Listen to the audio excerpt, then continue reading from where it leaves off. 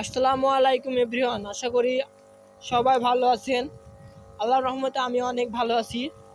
তো আজ আমার রসুনের ভুঁয়ে আমি কীটনাশক দিতে চলে এলাম।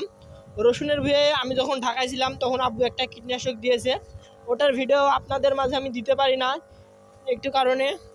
তো আমি যেইভাবে বীজ দিই একটু জায়গা কম কম করে নিয়ে একটু বীজ দিই, যাতে বীজটা ভালোভাবে পৌঁছায়।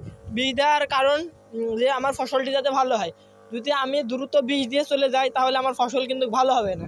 তো তাই আমি যেটা বলতে চাচ্ছি, বীজ যখন দেব আমরা আস্তে আস্তে বীজ দিব, এবং বীজ দেওয়ার সময় খেয়াল রাখবো যাতে প্রত্যেকটি জায়গায় বিষ ভালোভাবে বা কীটনাশক জমিতে ভালোভাবে ফসলের উপর যেন পড়ে।